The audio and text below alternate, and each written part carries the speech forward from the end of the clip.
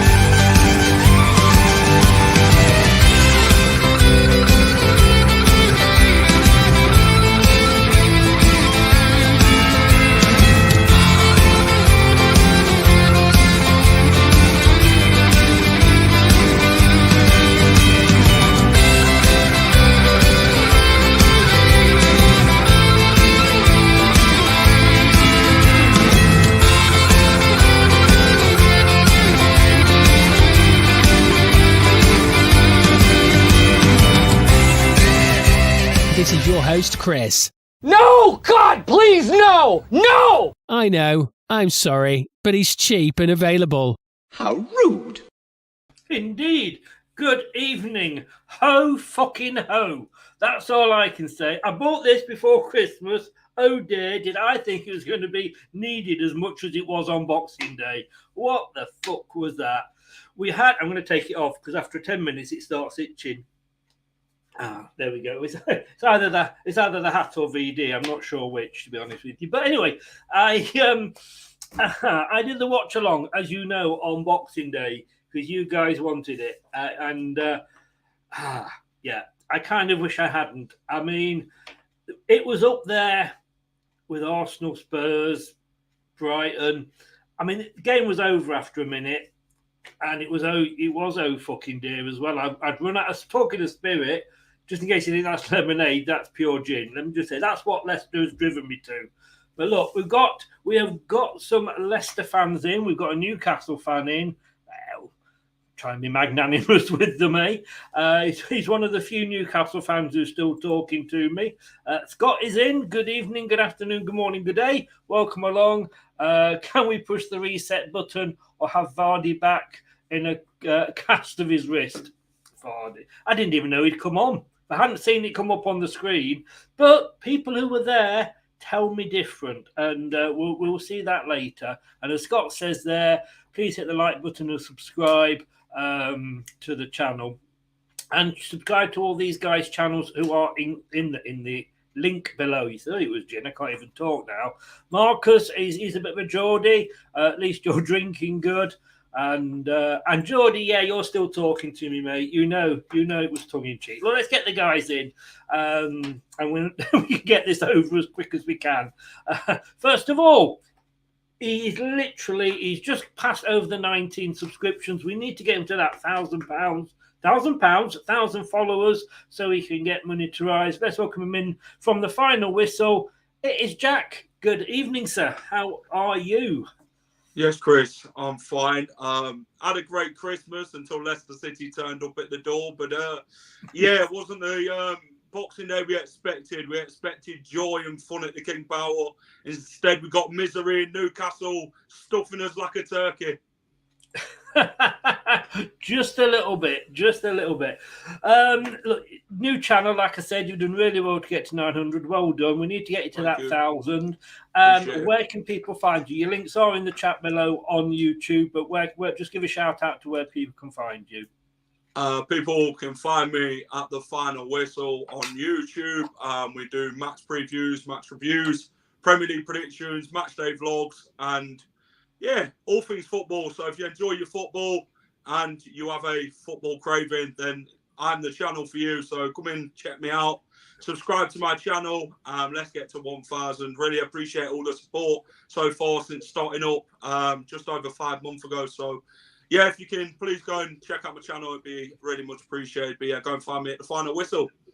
Will do. Nate says I went to get a coffee when the game started, and it was over by the time I got back. Well, you won't have one of those posh. coffee machines. And Matt is back in as well. Good evening, sir. Not only did Jack have to put up with going, I mean, I wasn't there. At least at the end of the game, I could go straight into the kitchen, open the fridge, and get a can of beer out. These guys actually had to sit through it. Not only Jack, but you know this guy. Welcome him back, Neel from Beyond the 90. Good evening, sir.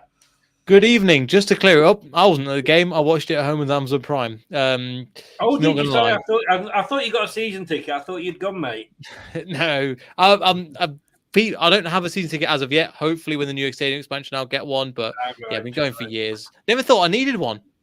Genuinely, when I was growing up, went to uni, won the league, came back, and I can't get a bloody season ticket. I tell you what, I think you might have no problems getting one after that performance. Where can people find you, sir? Oh yeah, just Beyond the 90 on YouTube again. You'll see Chris on there a few times as well. But yeah, no, just happy to be on again. Just talk about rubbish football, which is kind of standard for the majority of this season. Hey.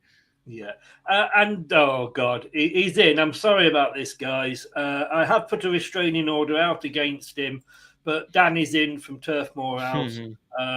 Winning 3-0 over Christmas isn't for everyone, pal. Yeah, in the championship. I'm going to say exactly. Yeah, playing Birmingham in the championship. I'm surprised you only got 3. I'd be disappointed, mate.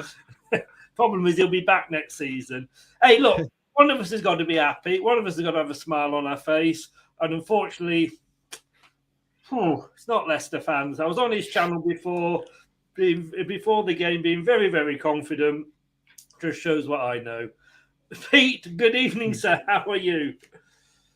Yes. Can you hear me? Because we can't hear you. I can hear you. Yes. It was my fault. It was my fault. I was on mute. He's lagging behind like Leicester against Newcastle. No, thank you for having me. Great to be on with you guys. No, it's just trying to put the other side to it. But let's have a look. I put this up. This was up when we started the stream. Kieran Dewsbury Hall. It wasn't good enough. I mean, Jack, he's up there for the Understatement of the Year award, isn't he? Yeah, I think that was just an understatement from a footballer's point of view. But from a fan's point of view, we could be more lethargic, couldn't we, with how Leicester played. It was, you could say it was tragic football, Chris. You know, it was a dead atmosphere after Newcastle went 2-0 up. They started off pretty brightly, Newcastle. They were a side who liked to get started quickly and get into teams from the off, and that's something Leicester's not used to. We're a side who like to start off slow for about 15 minutes, then get into the game. But Newcastle never allowed us it. We like to play out from the back and that through Danny Ward and the defence. Well, we fell apart, and it was Wout Fazi's first real bad game for Leicester. And yeah, the whole team performance was just disgusting, really. And yeah, Dewsbury couldn't have summed it up more, and obviously Chris Woodscore, former Foxes player, and it didn't really make it good for the Foxes. Obviously, second half we were chasing the game, but we weren't really looking like scoring. But credit to Newcastle, their fans were amazing from the first minute till the last. They sang non-stop, and Newcastle fully deserved the win, and they're a very good side, Chris, and deserve to be where they are. Neel, I mean, at the conference earlier, and I didn't see it, but just getting it up on Leicestershire Live, somebody said that Dewsbury Hall said that Leicester were spineless. Again, I don't know whether he did or not, but he's not far off, is he? I'm just looking at the comments that the BBC put out, and they didn't put out.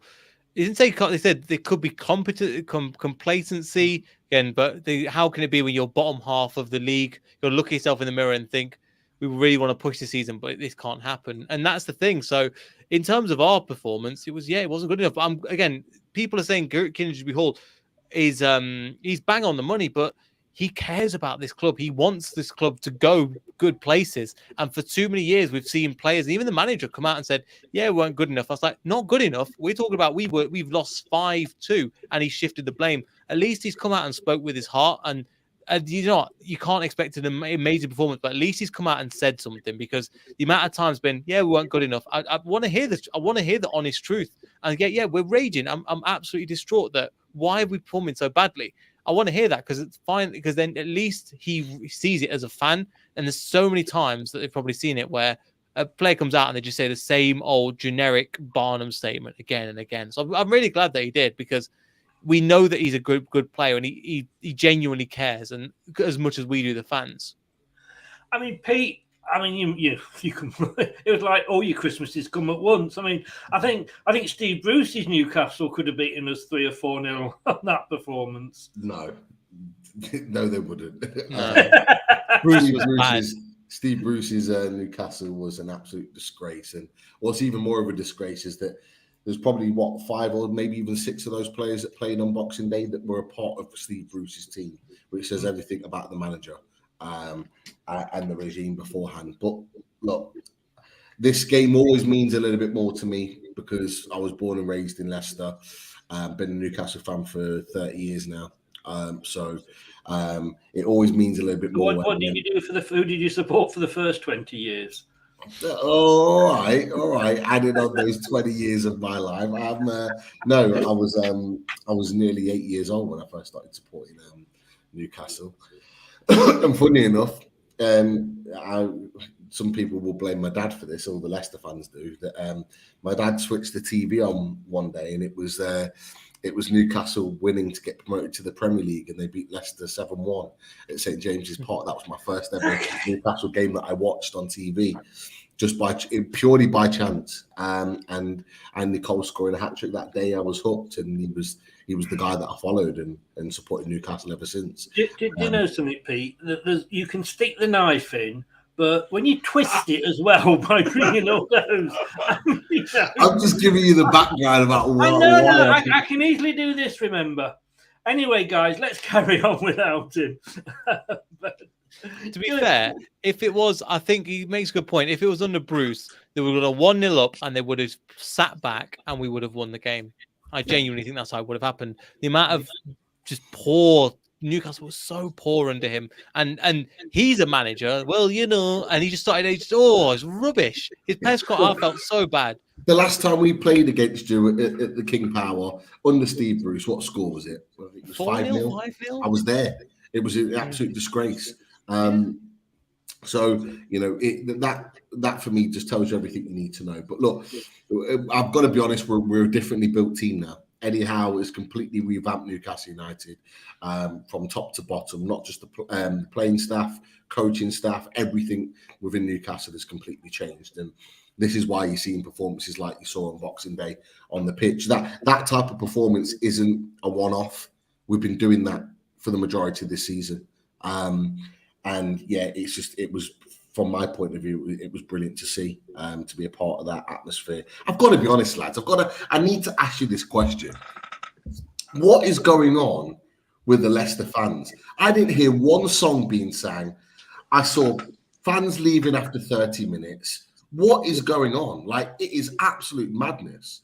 Even my mates got off on 65 minutes. I know it was a bad performance, but I had a fan that's been, a follower on Twitter, and he messaged me and he said, I've been a fan for 57 years.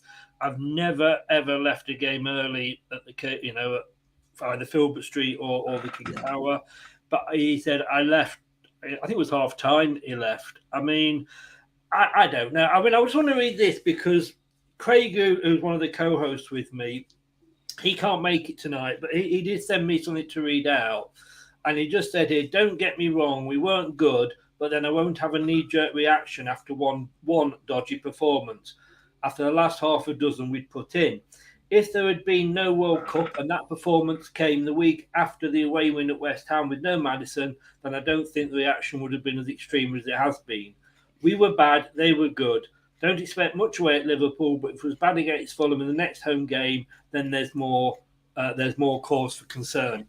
Jack, I was talking to Julian. I did a show earlier with Julian Watts, the ex-player, and he gave a professional view of the game.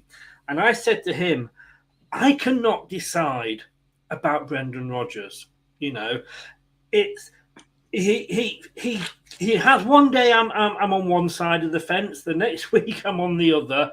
5 weeks before the World Cup, so about 9 weeks ago, I did a piece for the BBC. I do the Tuesday Talking Point on their Leicester page, And I said, Brendan Rodgers, please get out of our club. I was that peed off with his tactics and the way we were losing. Then he had a great run. I think we lost 1 in 5. We conceded 3 goals in the games, all of them. And then he goes and does this. I mean, that team that he had out should have been able to do better than they did. Is it Brendan Rodgers? Is it a case of, look, it's time to go? I think the team, they expected a difficult game against Newcastle. The fans itself, they know how good Newcastle are this season. People moaned about Leicester fans' predictions on YouTube and all that, social media, saying, oh, yeah, but look, Leicester fans are overlooking Newcastle. They're not. They're backing their team like they should do. And, you're going to back your team, aren't you, and say your team's going to win. You're never going to say, oh, well, we're going to get battered against Newcastle just because of how good their defence are or anything like that. Every fan will back their team because they love Leicester City. And that's something I did. I'll hold my hands up and say I got it wrong, but the players have got to be accountable, Chris, for their performance. None of them was good enough. Luke Thomas was shocking. Patson Daka, shocking. I don't feel Patson Daka is a Jamie Vardy replacement. Let's be honest. He gets the ball and you expect him to run with it, but he just stands there, holds it up, and then, and then he could have had 2 chances against Nick Pope.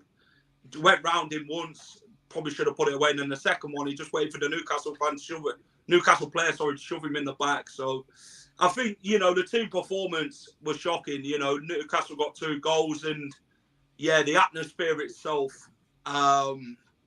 it's one of them now where we've took the clappers away. We have this so-called singing section now and we expect it to be loud and the King Power to be back again, but it was dull at the Boxing Day, let's be honest. Newcastle went 2-0 up and, yeah, we're dull Friday night. There was nothing to sing about, Chris. I know people moan about, oh, you should be back in your team, but fans were leaving, they'd had enough, and we were absolutely dreadful in that first half. Second half, we woke up a little bit and we had chances. I won't say chances that we really were going to score, but yeah, Newcastle held out and defended well, and you can see how good Newcastle are as a team under Eddie Howe compared to what they was in the first 8 games before Eddie Howe took over last season. And yeah, I think Leicester's players have got to take a look at themselves because that was a performance like we played against Brighton in the second half and Tottenham away, and you can name all these teams we've fingered, but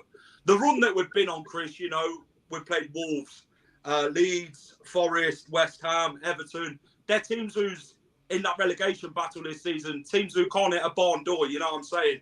They're teams we should be winning against and getting points on paper, and we did that, and we're on a good run. Leicester fans, well, some of them would. It's still a divide in the fans, isn't it, Chris, between Rodgers in and Rodgers out, and I think that's now how it's going to be. Yeah, Neel, come on. I think Jack's going to be a politician in the very near future. Able to avoid the direct question. Well done, mate. Proud of you, Neel. I know you sort of had different thoughts on Rodgers. Matty here, and Matty's a Newcastle fan. With the quality that Leicester have, they should really easily be top 10, possible top 8. What Rodgers had at Liverpool. When you look at that lineup, he'd got Tielemans playing alongside Samari. To me, Tielemans is not a defensive midfielder. Now, I can see that from when he was playing like that last season. And yet, Rodgers, who's the manager, is around him all the time. If he wants a fucking defensive midfielder, then stick Ndidi on next to Samari, and then you got the pair of them. If Tielemans, for me, had been playing that role in the FA Cup final, he wouldn't have scored, and we wouldn't have won the FA Cup. Surely it's about putting square pegs in square holes. But he wasn't playing that position. It was Samore that was playing that CDM role. I think in general, I've been very critical of Rodgers, and I'm still critical of him, but this wasn't the game that was his fault. There's been other matches where we've lost it because of him. This is where the players need to look for each other. But when it's not working, don't try the same thing again. There's no plan B. There is just, right, swap Jamie Vardy out and see what he can do. We didn't really change that much in the second half. If something isn't working, you try and change it up. And we tried to change it up. The way that we tried to change it up was, let's hit it long. When you've got Dan Burn, when you've got Chris Wood, when you've got them players, we can't win in the air, especially when they're as tall as they are and the defensively as sound as they are. We can't win. We can't win. So for a manager that's paid as handsomely as he is, and I don't think he got too much stuff wrong, but in terms of his tactics, playing the same way against Newcastle, it wasn't going to work. You should have backup plans. You should have other ways of playing around them. And they were phenomenal. However, from a Leicester perspective, we should be doing a lot better. So I'm not going to attack the manager on this one too much. However, he does, in terms of tactics wise, he didn't get it.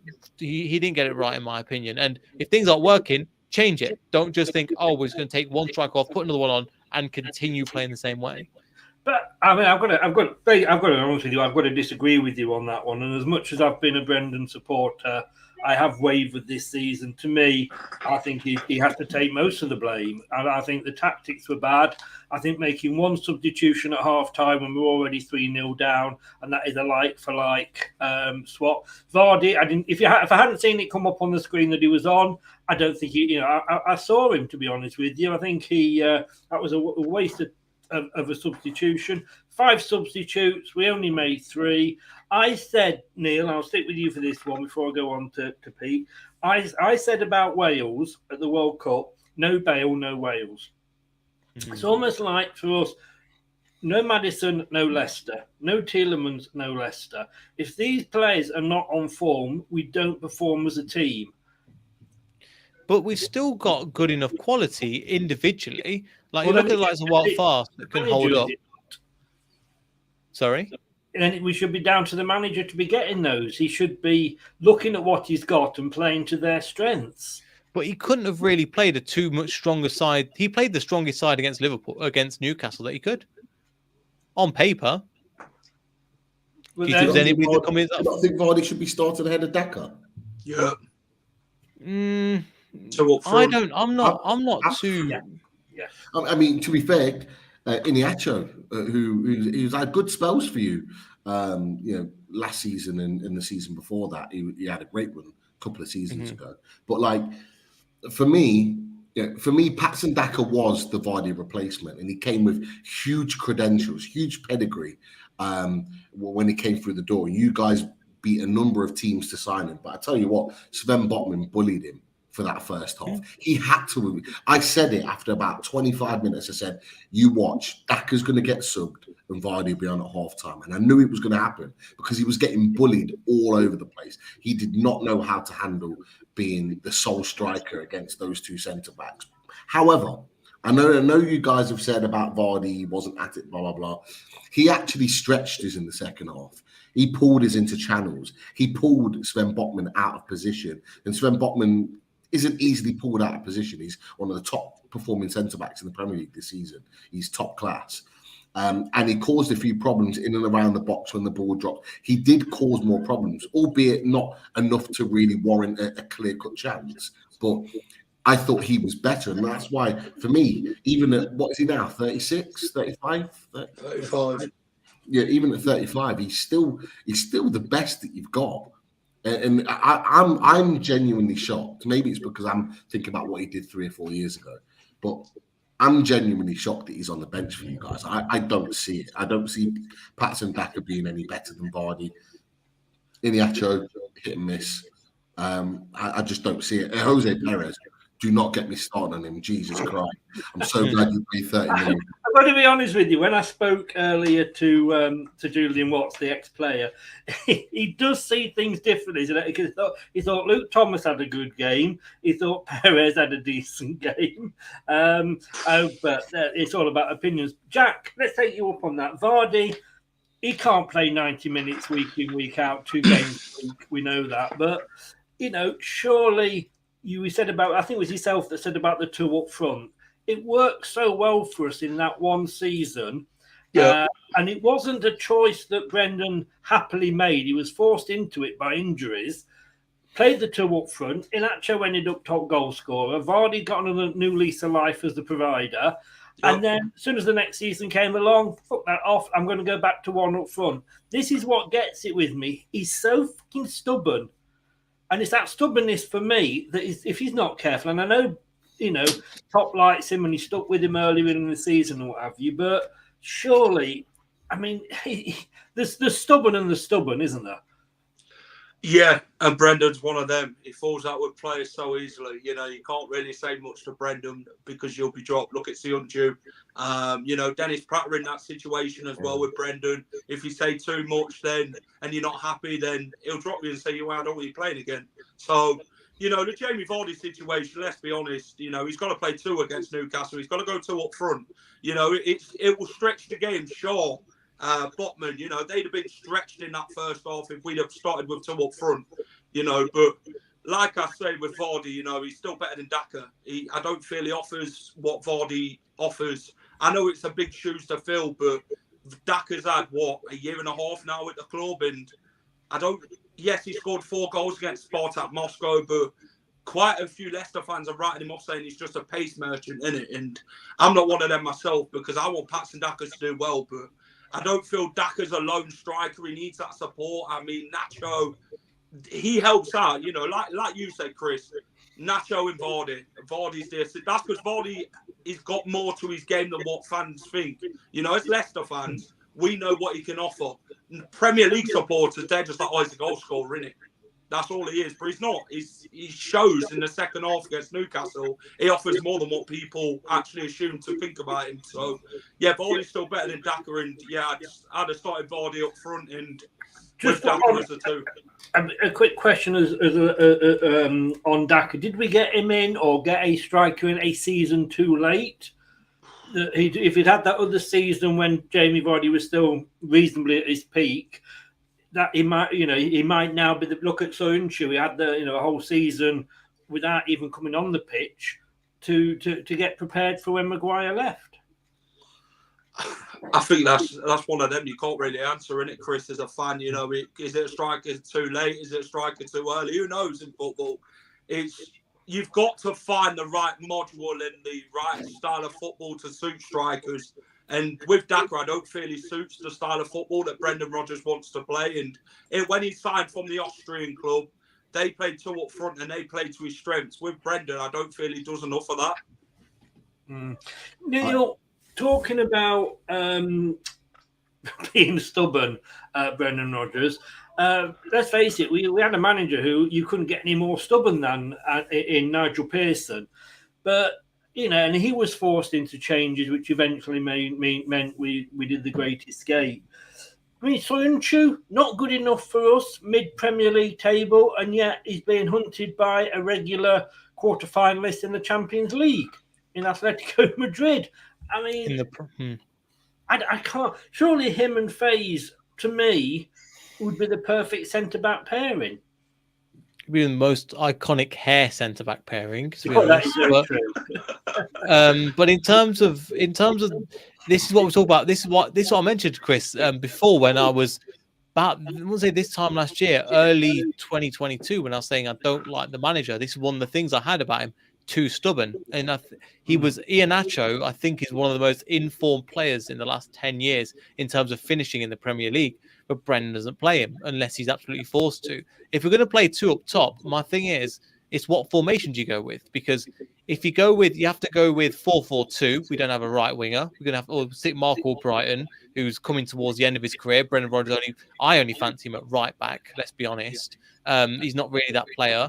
3-5-2. That means we have to play Vestergaard in that back line. Nobody wants that. Do you see what I mean? Jack's recoiling in horror. No, he's crap. But do you see what I mean? So if we play 2 up top, we have to compromise another position. And I can't think of another position or we go 4-4-2 diamond, and that's potentially the only player that we can think. However, Luke Thomas is potentially the only player trying to play wing back. That's the only other formation. So, look, I'm not the manager's biggest fan. I think you guys know that. And I've been honest about it for a while, since the Forest game and when we lost 4-0. But it's all coming to fruition now. The thing is, we just need to make sure that things are going in the right direction, and they aren't at the moment. But I'm hoping things get better by Liverpool. But although if it's not, it's going to be a long season, and we're going to get dragged back into that relegation battle. Yeah. I'm sorry about this, Pete, but Man City are winning 3-0 at the moment. 2 Haaland goals, 3-1 now. Sorry, Leeds have got one back, 3-1, which means you're only back down to third. You know, enjoy it while it lasted, mate. We expected it to be fair. Yeah, I think most people did. Look, I upset a few Newcastle fans before the game because, and not every Newcastle fan is like this, but there's a lot of fans that were saying you're going to get Maddison, not because you didn't come out and say, well, these fans didn't come out and say, look, he's a good player, we'd really love him in our team. It was, well, we're Newcastle, why wouldn't he want to come to us? You're only Leicester sort of thing. And I did sort of accuse the fans of being Man United Mark II. But let's be honest with you, if you're playing like that, you don't really need Maddison, do you? Yeah, we do. We do, because any good team needs to continue to evolve and develop. And you can't just sit on your laurels. You can't just sit and just think, oh, what we've got is enough and continue forward. Newcastle made that mistake many a time. Back in 10 years ago, 2012, we finished 5th. We only went out in the summer and bought one player for 5 million instead of building and developing. And we only just stayed up that season. So you've got to keep building and developing. So to answer that question, do we need Maddison? Of course we do, because he would bring something very, very different to our team. I think he's already got sort of like 12, 13 goal contributions already this season, which is fantastic. And he's a player that Eddie Howe really likes. We've already bidded for him twice in the summer. We know that he wants him. He's an English player. Eddie Howe likes his English players. Whether we do get him in January or in the summer is another thing, because I think there'll be a lot of other teams interested in him. But yeah, we need to continue to develop, and we're having a great season. There's no doubt about it, and we're kind of we're just kind of living the dream. Really, we're just kind of running with it and going, you know what, you guys just go and do what you need to do. You guys know it from the season you've finished. Premier League champions, you just kind of ran with it and said, you know what, let's just keep winning game by game, take it. I'm not saying we're going to win the league. You know, I think anybody would have slapped your hand off for any type of European football before the start of the season for us. So the fact that we are now in a position where we're fighting for Champions League is just even better for me. So that's where we're at as a club. But I don't like, you're always going to get small sections of fans that are expectant and are disrespectful to other clubs. You get them in every fan base, but the vast majority of Newcastle fans, we know where we've been for the last 15 years under Mike Ashley. We know what it's like being down there and being in difficult moments. So the vast majority, 98% of the fan base, are very, very respectful to other clubs. Oh, yeah. Oh, it is a small majority. Look, I had Newcastle predicted for 6th. I honestly, at this point now, think that you will get Champions League football. I really do. But look, we've been very much on like Leicester are bad, Leicester are awful, how woe is us and all this. But let's look at the other side. Newcastle were fucking good. In that first half, you gave us a footballing lesson. All right, it was a penalty. It was a penalty. There's no doubt about that. To my mind, that was down to Faze, not down to Amati. Faze gave a bad pass out. The ball was lost. Amati had to go in for it. But, it would just... I could say, you've got to... when you're playing football like that, there's no reason why you can't be Champions League. You didn't let us play as much as we didn't play. And Chris, I'll be honest with you, a lot of teams, a lot of fan bases say very much something similar to what you've said after we've played you. Is that a lot of fans that haven't seen Newcastle play a full 90 minutes, so they don't see what we see on a regular basis. We have got a supremely fit squad of players. Equally to that, we've got a team that is very high intensity. We press you for 90 minutes. It's not in 10-minute spells, 5-minute spells here and there. It is for 93 minutes. It was 93 minutes on Boxing Day. We don't stop. We do not stop. We don't allow you to have time on the ball. We don't allow you to bring the ball out of defence. We will press you time and time and time again. And that's what Leicester could deal with. And we did it from minute one. And we didn't let you have the ball, and we just continue to press. And when you've got a team that's built like that, at some point the opposition are going to break. They're going to make a mistake. For you guys, you made the mistake within 90 seconds. And with our defensive record, we've only conceded 11 this season, best defensive record in the Premier League. I think we've got 8 or 9 clean sheets already this season. At that point, we knew we had a strong chance, even at 1-0 at 90 seconds into the game, that we were going to go and win it, because we know how good our defence is. Second half, I mean, everybody said, we got a bit better in the second half. I mean, we didn't make any, apart from Vardy, a straight swap for Dak, and we didn't do anything subs-wise till the 70th minute. But again, were we that good? I felt you just dropped down a gear in that second half, because you were 3-0 up. We couldn't pass wind, let's be honest with you, in that game. You had you could have just sat back, and it was like a dog, or a cat playing with a mouse in that second half. As good as people said, well, we got better. I just think you took your foot off it a little bit. Two words, lads. Game management. That's exactly what Eddie Howe would have said to the players in the changing rooms. Yeah, we've got the game won. Now just manage the game. If you go and get a fourth, great. But don't ensure that you just sit back and let them come at you, like maybe Leicester probably expected us to do, because we're 3-0 up. Still press them high, still be intense with the ball. But when you've got the ball, you don't have to push forward. Just keep possession. You will see the amount of times in the second half where we could have gone for it and we had players making forward moves, but instead we keep it in midfield, across the back. We make you work harder in that second half without the ball, because what that does, it tires you out. And that's what happened with Leicester. As the game went on, you just became tired, because we continued to keep the ball and you had to keep working to get the ball off us. And for any player, anyone that's played football, that's the last thing you want to be doing when you're chasing the game, is having to chase the ball as well. So it was fantastic game management. And that, for me, in that moment, made me feel that we can sustain what we're doing right now, because we're intelligent in our play. Look, I've said it on other podcasts. I said it on our review on Loaded Man Game FC of the game. That was not an easy game on paper. I thought it'd be a really difficult game. You've got some good players, regardless of what you boys have said about the Leicester players. You've got Tillemans, Maddison did play, but you've got Vardy. Daka's still got good potential. You've got Face at the back, Castagna, Belgium international. You've got good players.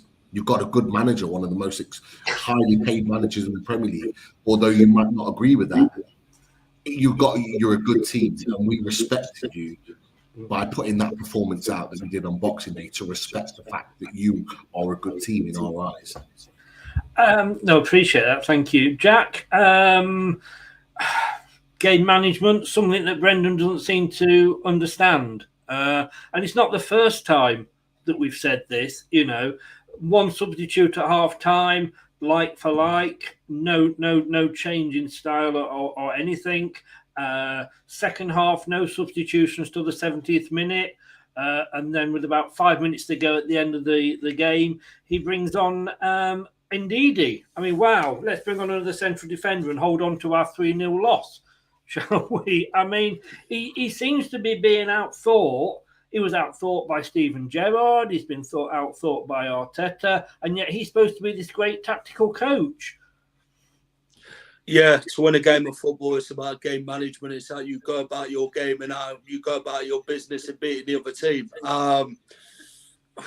On paper, two good football teams, two good attacking football teams. When we get going, Newcastle, good football team as well. And yeah, Brendan, when he went 2-0 down, you'd have thought he'd have changed it, changed the formation, changed the way we approach Newcastle, but we didn't. And I think they kind of shocked us. I think it shocked Brendan that Newcastle are a team you can't overlook. They're not one to be taken lightly. And I think it's game management he got wrong in that game, and he didn't approach it in the way we as fans looked on as Newcastle were running us and working us and all that, because, them goals, especially the first one, the penalty situation. Joe Linton took a heavy touch. Amati didn't need to bring him down. The second goal, Boubakary Soumare's got to stick a foot in on Almiron there, but instead he lets him run through, they score.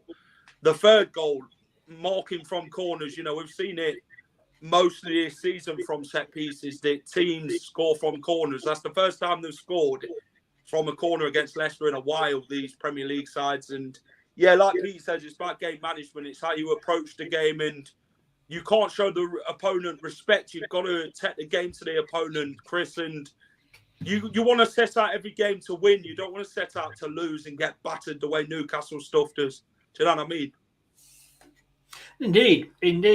And Neel, the goal machine that is Chris Wood, certainly always against us. It was always on the cards he was going to score. He could apparently be off to Leeds if Newcastle get Tielemans, I was reading today. Or back to Leeds. Where he's been for a bit anyway. But I want to ask you about Faith, because I was completely disappointed with him. And yeah, okay, you could say Amati shouldn't have made the tackle, but Faith played, I think it was Soumaré, into a bad position by passing him the ball when he'd got two Newcastle players watching him. And yes, Soumaré could have stopped the second goal, but so could Faze. That Almiron, I mean, what an amazing goal it was. And you can understand why Newcastle fans rate him so much. It was a little bit like Madonna against England, the second goal in the World Cup, the way he ran back, and no Leicester player wanted to put a foot in. And I got to be honest with you, I was completely disappointed with Faze. I'm not too, considering the run he's been on and considering what he's done since coming to the team, it's not been too bad. Partly that was down to how good Newcastle were. Again, it was as mentioning, they didn't let us have any time on the ball from minute one, and that's what they created. Fast, I'm not prepared to write him off, and he's still a good player. We've seen that, and we've needed that leader that's had to come into the back. He's still new. We still need to get time to bed in, and Newcastle was a lot in one go. It just seemed like the team weren't fit enough for whatever reason. It just seemed like was second to everything. Partly that was because of how good Newcastle were. So I'm not too. If this continues, I'm going to be asking questions. I'm going to let them have a one-off game, but that performance stank of the first 8 games of the season, how poor we were, and that's what I don't want it to go into a rut where we're continuing to be like this. And there's ways to lose, isn't there? Yeah, and the thing is, if we go out fighting, that's all you can ask for. But at the same time, the thing is, Fastner might not be good enough, but then who are you playing? Vestergaard? That's all we've got. That's our 3 central defenders. So we'd have lost 8-0 if he played. What's happened with Johnny Evans? What's happened with Injured Evans? for about 2 years. One after another. Yeah, just constantly injured. Yeah. One of those ones. Yeah. Or as he's now, of course, as he's now known to give him his full name, Johnny Sicknote Evans. And I'm not saying he's not a good player at all, Neel. But I'm just saying in that one game, to me, he was pretty awful. But you say who wasn't, if you like, in that game. I mean, Pete, you got 3 forward players, Almiron, Wood, and Joe Linton. They all scored. You can't ask for more than that, can you? You've got to look at this and think, surely you are, at the back of your mind, you're thinking Champions League. Do I think that we're in the race for Champions League? Definitely.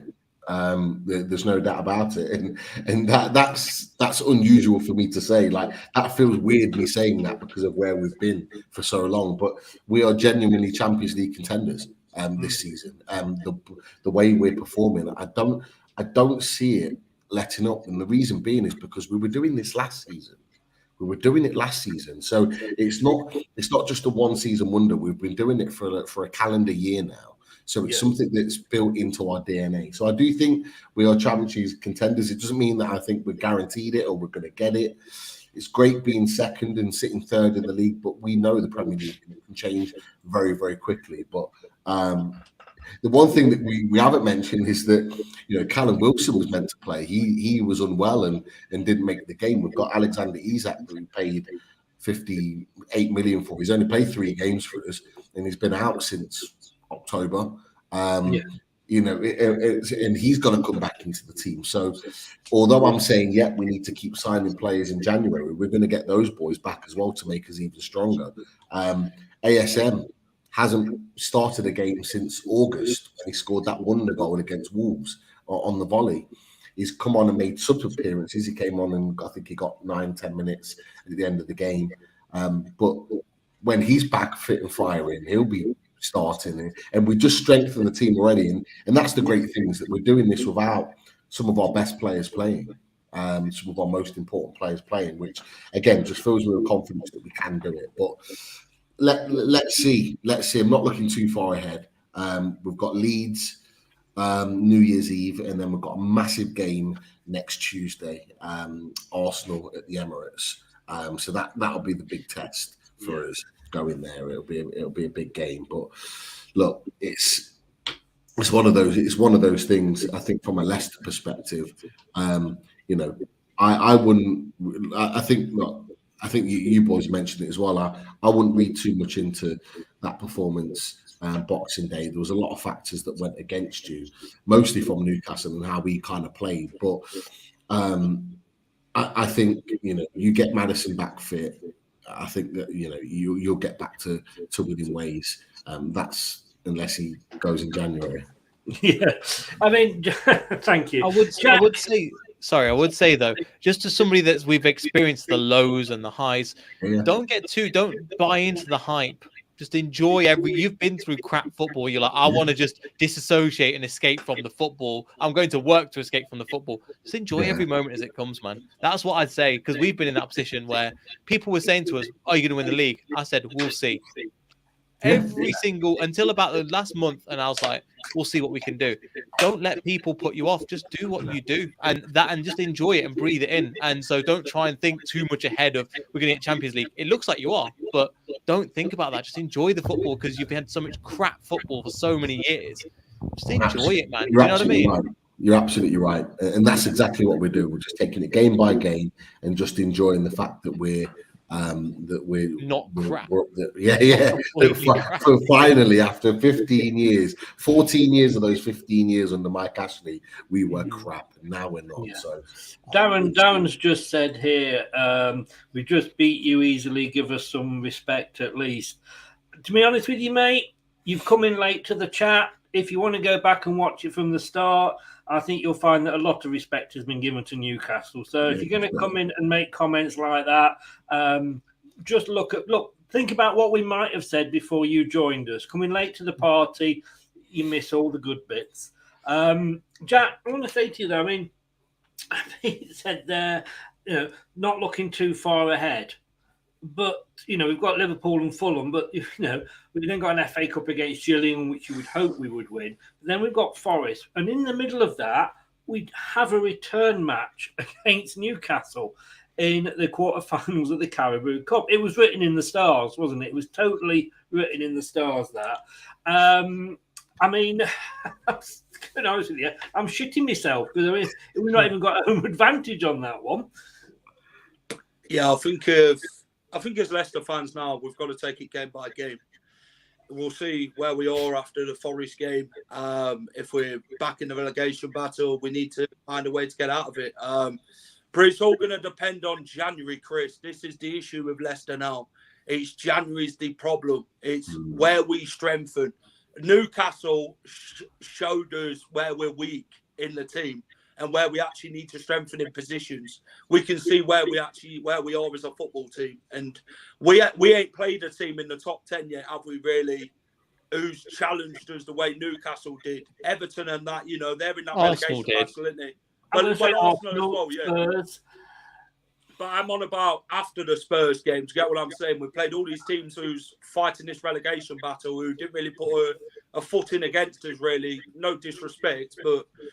we beat them teams because of how poor they was and that, but we were better than them on the day. And I think with Leicester, the Liverpool game will be how we turn up. If we turn up how we played against Newcastle, then Nunes could get his first goal in bloody so long, you know what I mean? He ain't scoring. So, and then we think of Fulham, difficult game, Mitrovic, fantastic forward, scores goals, and they were ones who got written off at the start of the season, Chris, Fulham to go down, and they're proving everyone wrong again.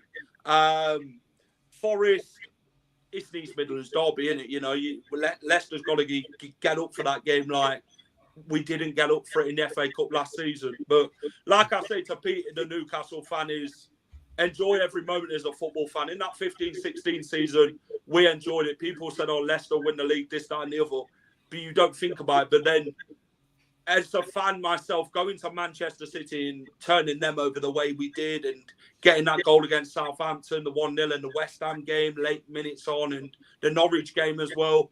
You just got to enjoy the season because Newcastle's been in the shit for so long. They've had Steve Bruce, they've had Steve McLaren, Alan Pardew. You had a good manager in Rafa Benitez who got you right back up to the Premier League with the players that you had. And I just think you've got to enjoy it, Pete, and enjoy the roller coaster ride because as a Newcastle fan at the minute, you're on the up and not on the down. So I just enjoy it, mate, as much as you can. And hopefully Newcastle met Europe by the end of it. Have you finished paying for Alan Pardew yet, Pete? Yeah, but only about only I think it was only a couple of years ago, 2 or 3 years ago, we actually finally had that contract kind of paid off, which is just You laugh, Chris, but that's going to be us with Brendan. He's one of the most highest paid managers in the Premier League. I didn't realise that. Yeah. No, he's our highest paid. This 10 million apparently he's not on. That's kind of just paper talk and rumours. But he is certainly our highest paid manager. But he's still one of the at the time. He's still one of the highest paid managers in the league. I think that more than he's still top. I think maybe Ten Hag. I think even Ten Hag's not on as much as he is.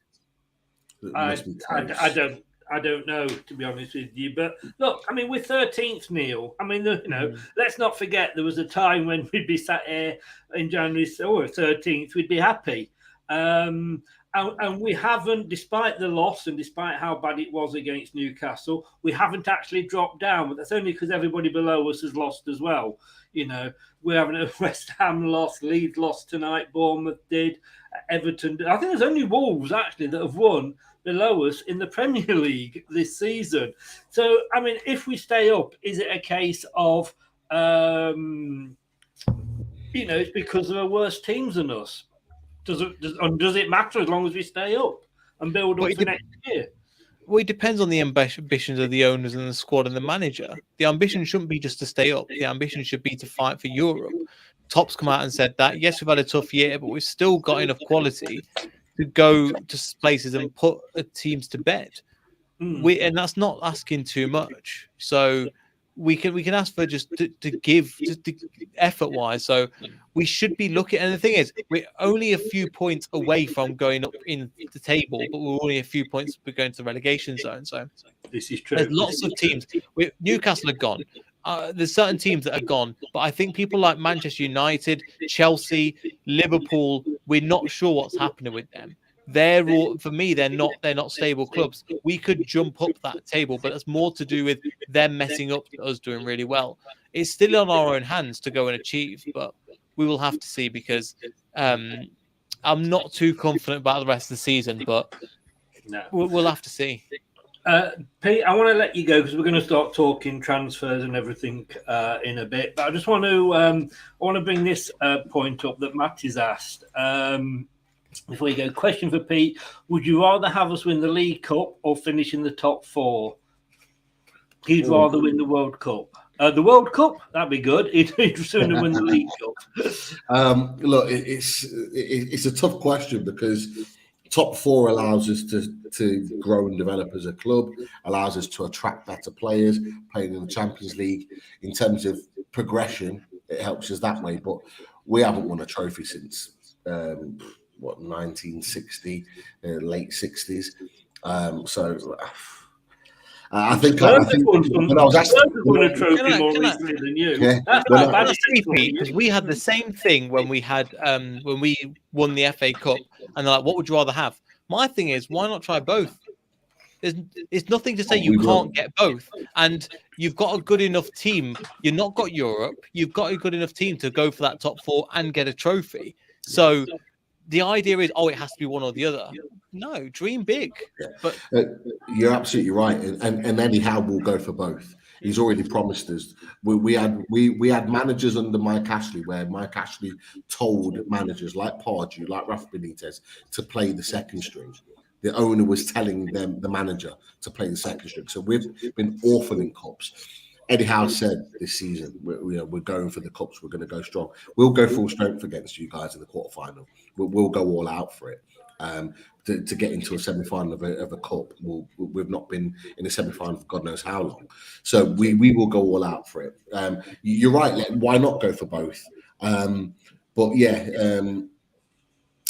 Just that winning that trophy will just mean everything to the fans and to the club, and that could breed confidence in us that we can go again and go for bigger things moving forward. So there's positives to both sides, but I'm going to stick with your comment.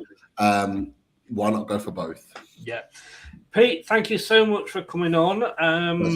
It hurt, but thank you for coming on. Good luck for the rest of the season. Despite everything, I do hope you put a weakened side out in the League Cup.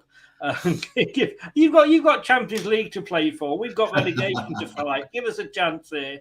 But no, thanks for coming on, mate. You were brilliant the other night at Newcastle. Remind everybody where they can find you. Yeah, just massive thanks to you guys for having me on. Really enjoyed the chat. As Chris knows, because Chris has been on the channel before, we are at Loaded Mag NUFC. We're just over 100 subscribers away from 5K subscribers. We've only been going a year and a half. So anyone that wants to talk or listen to anything Newcastle, if you want to listen to a different perspective from a different club, come and give us a subscribe. We're so close to that 5K. Come and help us along. And yeah, thanks for having me. Really appreciate it. Not a problem. Thank you very much, sir. And no doubt we will speak again soon if we beat you. Otherwise, I'm not going anywhere near you. Hey, say it as it is. Say it as it is. Have a good New Year, mate. All the best. And you, happy New Year to you all. Take care. Cheers now. Bye-bye. See you later. I think his New Year will be happier than ours, guys. Just very quickly before we go, and thank you both very much for coming on.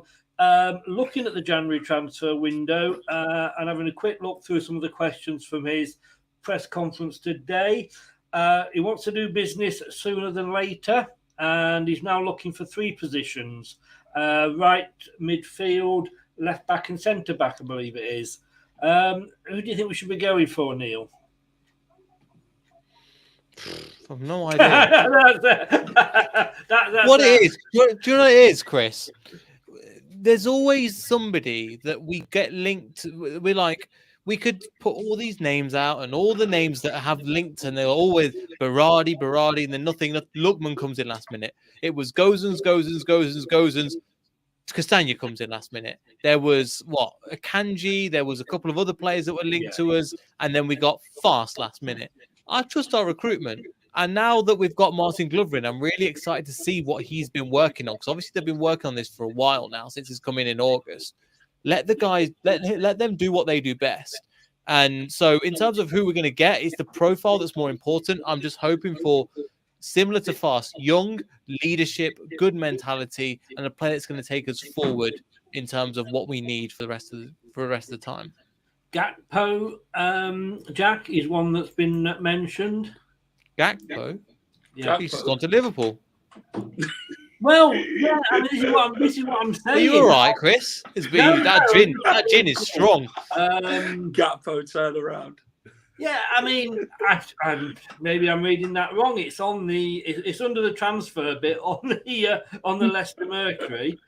They do talk some rubbish. He's literally just signed for Liverpool. Let me bring it up for you, Chris. Has he just signed, or is he actually? He's officially signed for Liverpool. I'll bring the tweet up for you.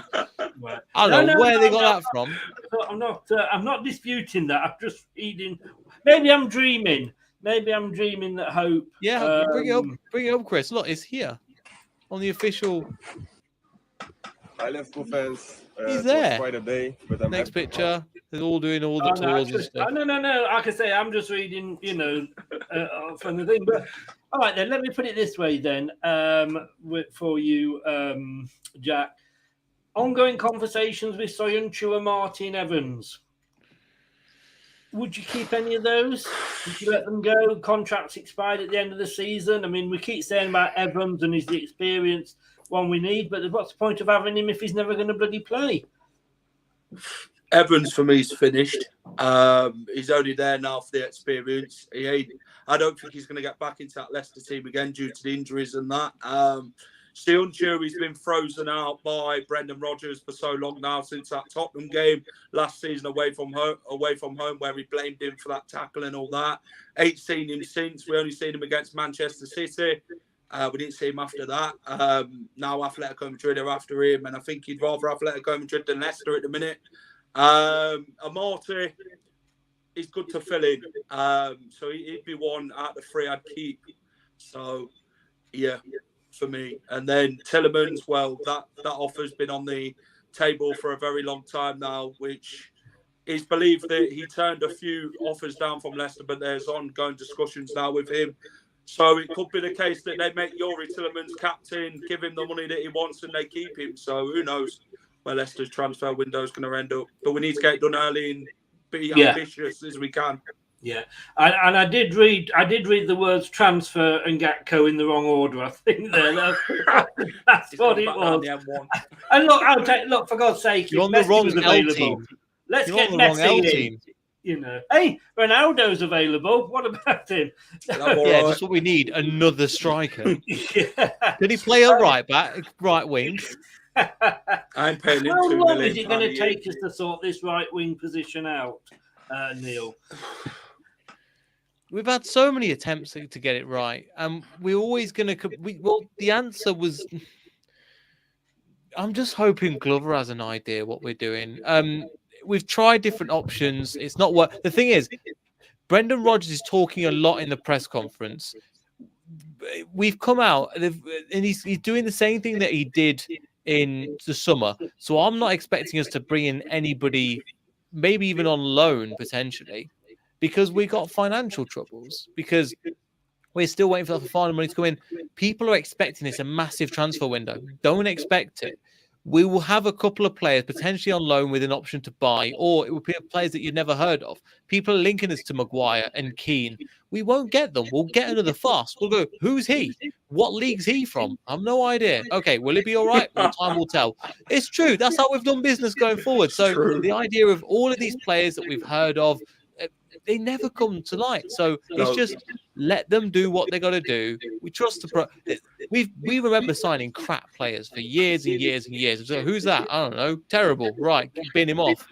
We're in a good position. Just trust the board. Trust that they're doing the right thing.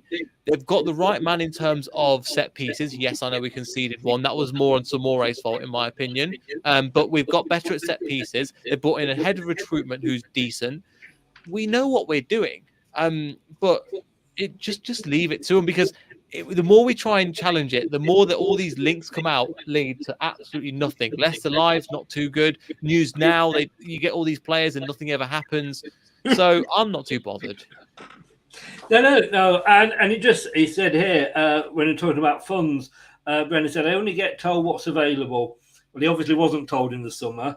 It did turn out that in the summer there was nothing available. That's clearly been my focus. He doesn't know. If he's only told what is available, why is he requesting 3 players in January to the media? Request it to the board. Don't put your rubbish out there in public. But we need 3 players, though, don't we, Jack? I mean, we know we need a right winger. Yeah.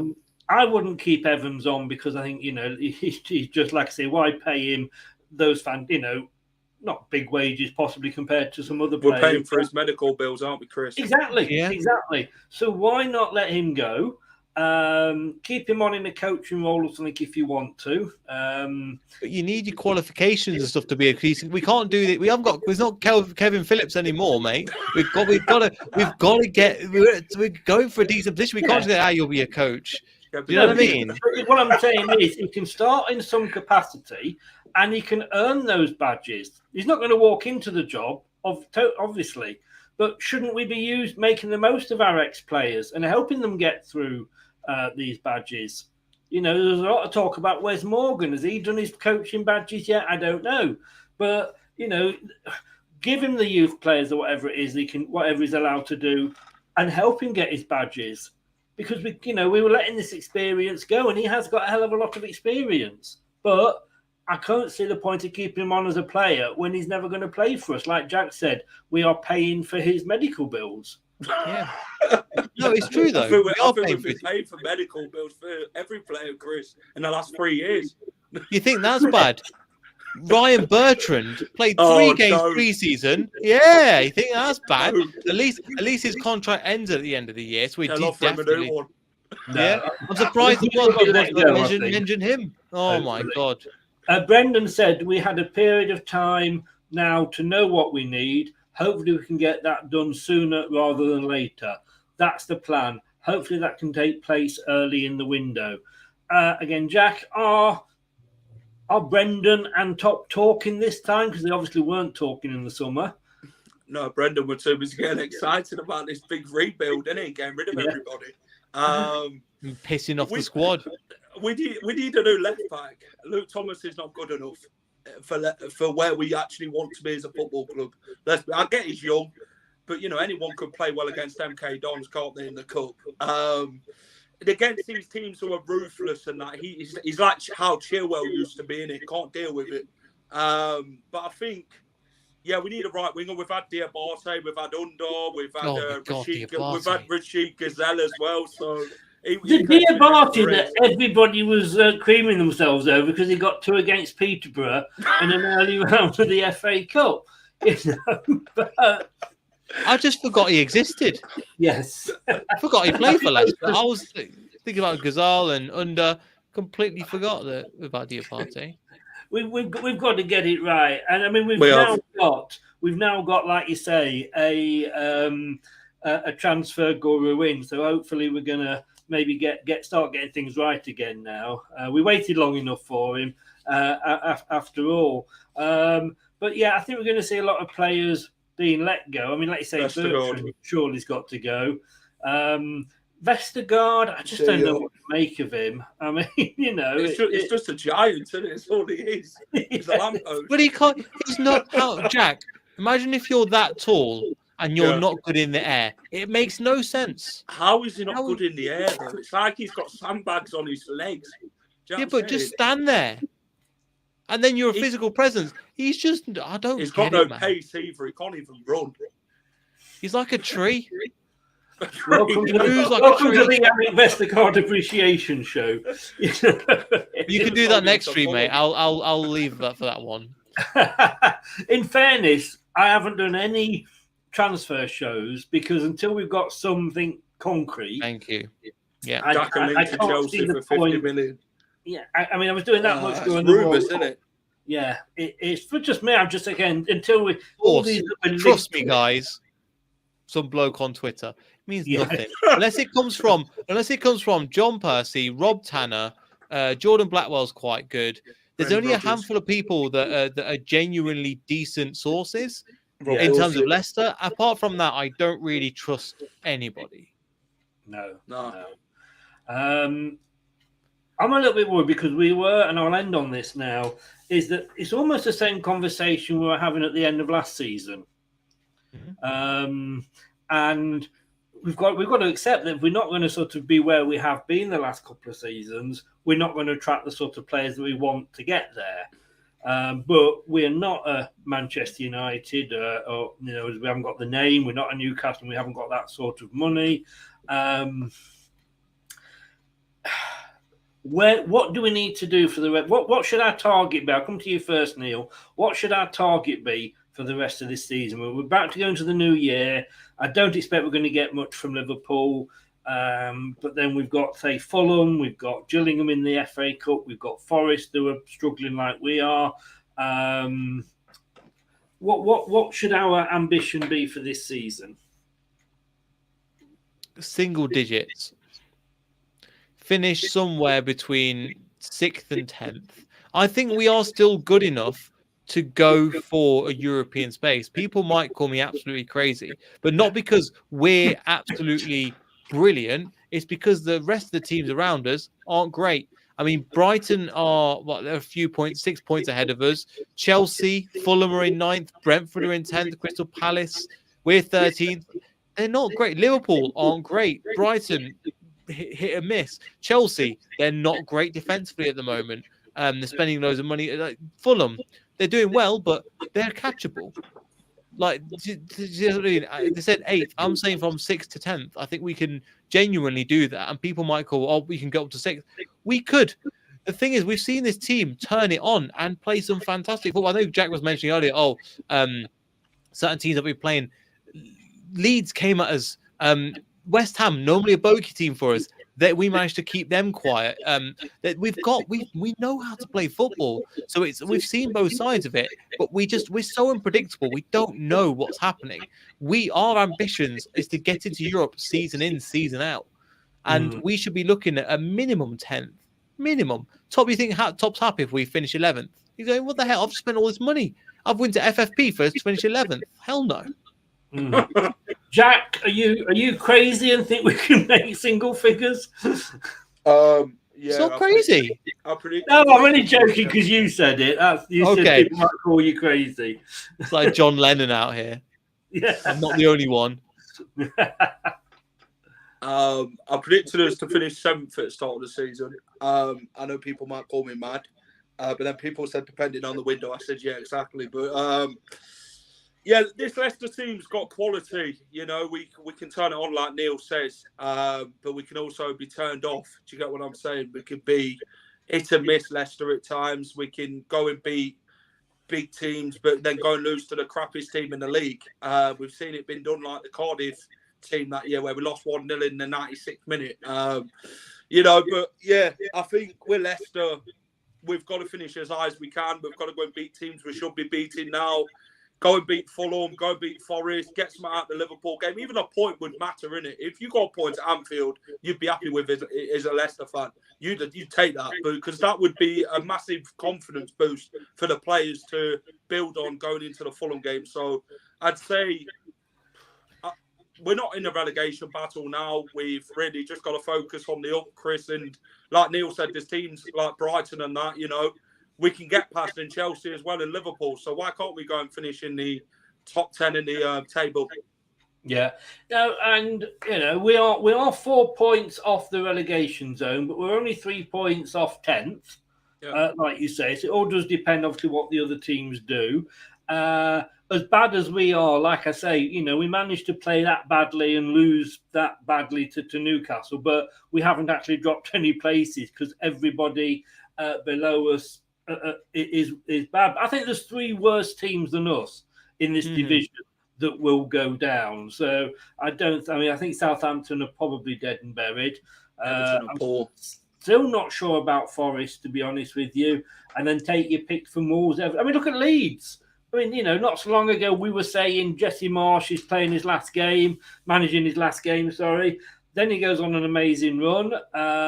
And now they're back down in 15th again. It's a funny thing, football. But I'm going to have to put this one up just to make him feel nice and warm and welcoming to the chat. But everybody knows Ant from Ant's Leicester Fan Channel, special colleague of yours as well. Helps you out on Beyond the 90 there, Neel. Special colleague? He's not special needs.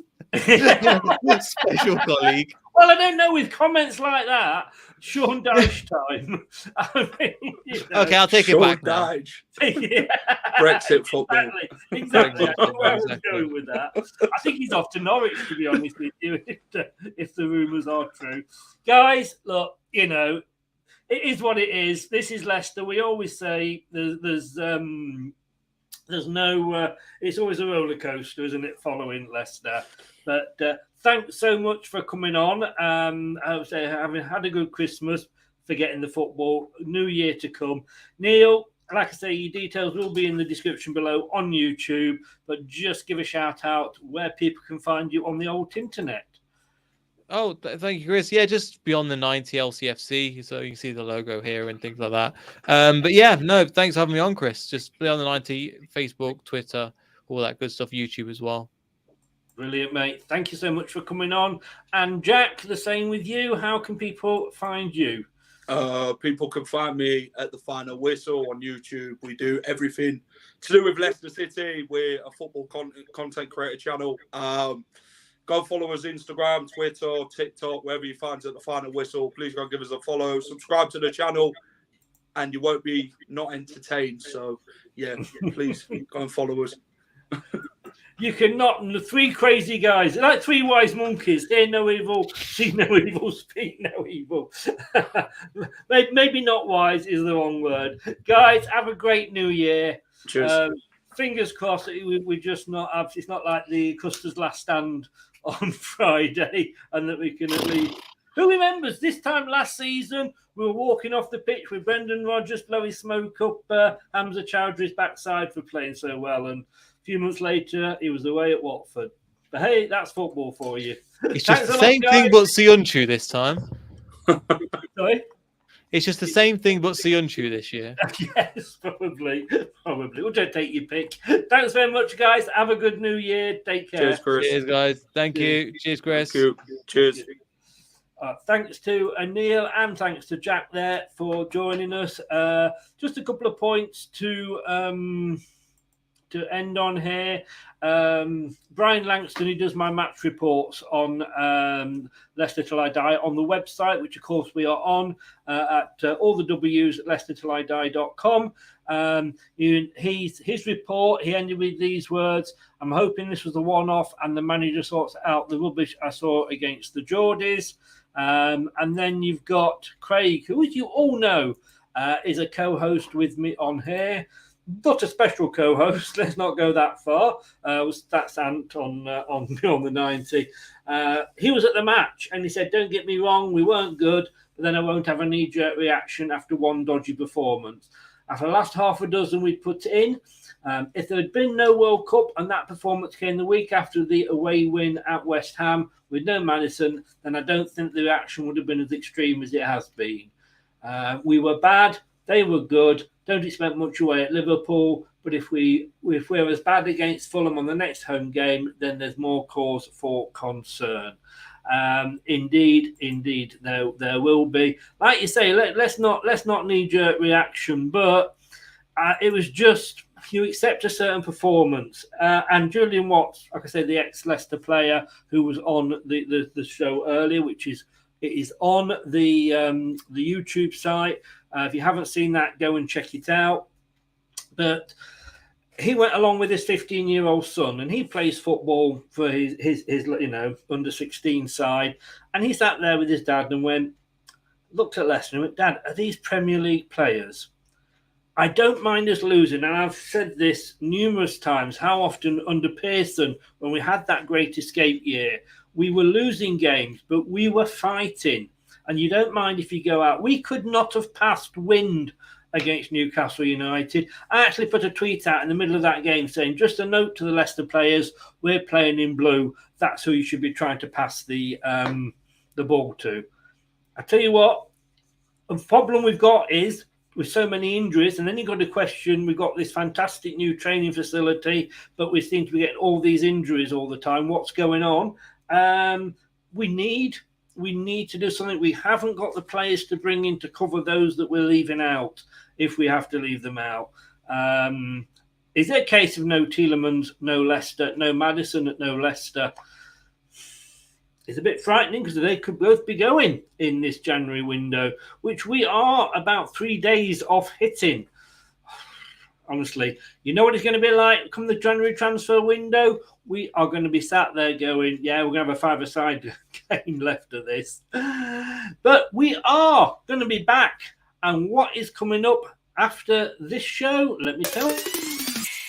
Coming up next on Leicester Till I Die TV. 9 o'clock tomorrow.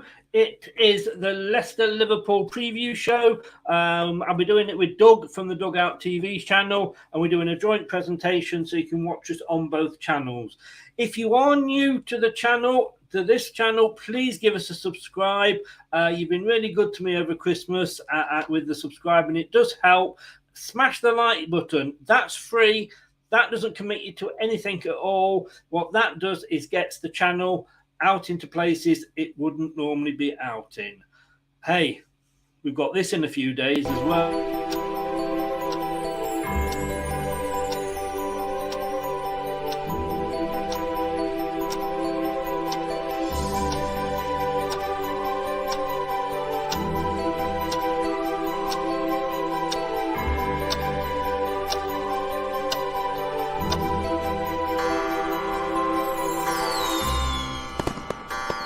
Hi, this is Chris from Leicester Till I Die. Thank you for watching and listening. Happy New Year.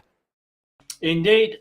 If I don't see you before, have a good one. But we're going to be back at 9 o'clock on tomorrow for the Liverpool preview. And we're going to be back at 7:30 on Friday for the live watch along. Thanks to all my guests today. And thanks to Julian Watts for the show earlier. Take care, guys. Thanks for joining in. Thanks for watching. And thanks to everybody who was commenting.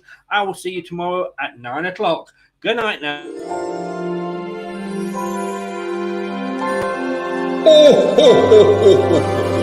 Thank you for watching. Have a Merry Christmas and a Happy New Year. That's all, folks. Thanks for watching Leicester Till I Die. This is Chris saying goodbye and see you next time.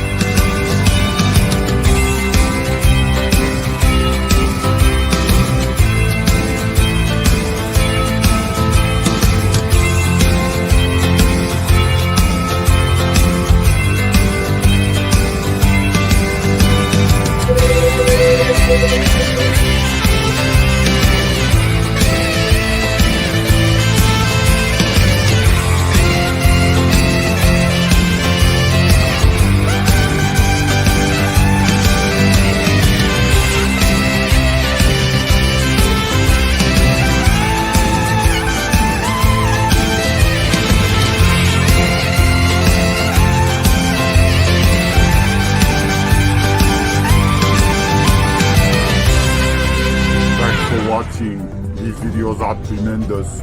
You better like them too, or